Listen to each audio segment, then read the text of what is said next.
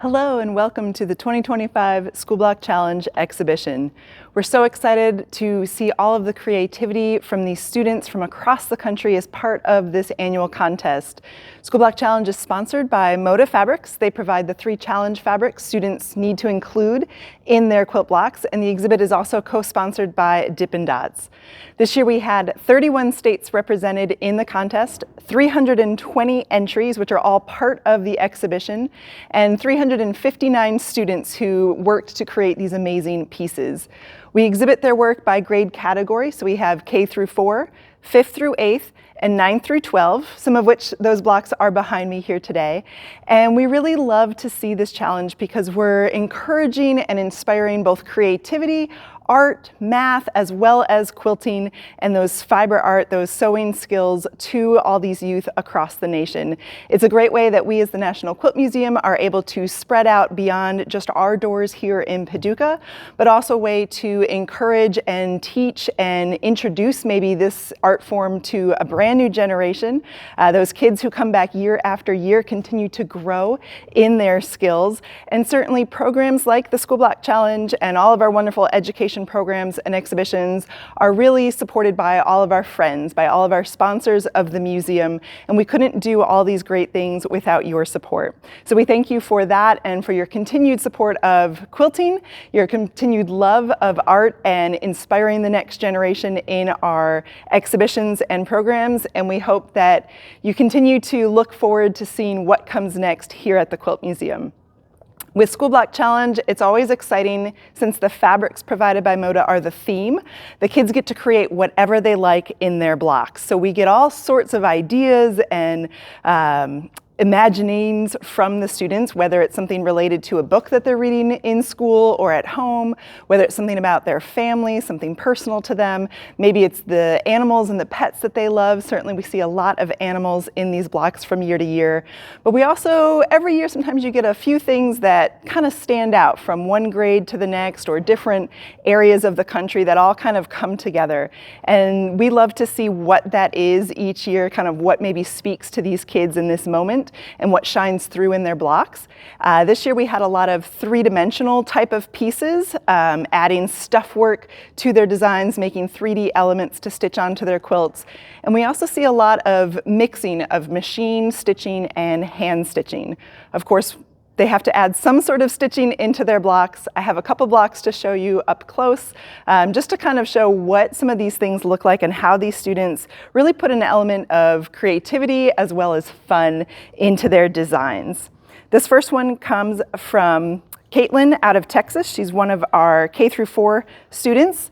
This block is called Lunch. And hopefully you can see these wonderful fish that this underwater creature is looking to eat.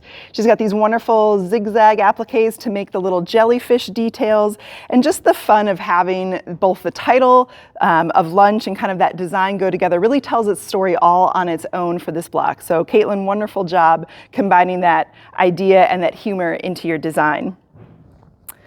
This next block is from our 5th through 8th grade category. It is called 1800 Schoolroom. It is by Grace, who's out of Illinois, one of our homeschool students.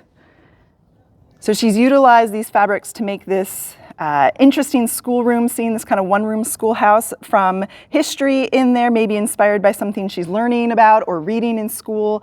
And what I really love is she's kind of used that, one of those challenge fabrics as the blackboard. So it looks like there's writing on the blackboard. And then for the students, she's kind of used up different yarns and details to make the hair and the backs of the students really special. So we have braids hanging down from the edges of these students. We've got ribbons in the hair, all sorts of those little details that really add to the design of the block and further tell that story in their designs. The last one I'd like to share with you today is from our high school student category. This is Angela out of California. It's called Flying Kites. And this one also utilizes some hand and machine stitching to bring together not just the kites and kind of top stitching all of those edges and designs down on her block, but then adding in the wind and kind of that movement in the sky, those windy days that you need to have when you're flying a kite, are added in with hand stitching. And at the bottom of the block, she's got some hand embroidery tucked in there, adding those little intricate details that invite you to draw closer to these blocks, to not only come see them in the exhibition, but really take a closer look at some of these designs and some of the techniques and seriously the skill that these kids are putting into their designs. They really pay attention to all those different details in all different creative ways, and we certainly love having School Block Challenge, and we love that our viewers, our audience, our friends, our museum visitors get to experience this and see what kids are creating and see that quilting is continuing on from year to year with all of these wonderful skills that are being built up by these students who hopefully become lifelong quilt appreciators, maybe lifelong sewers and quilters throughout their lives as well.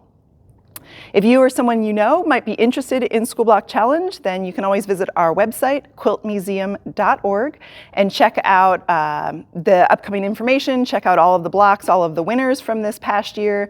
The 2026 contest will have more information later this summer, so I would stay tuned to that website somewhere around May or June this year to see about getting involved in the next round for 2026.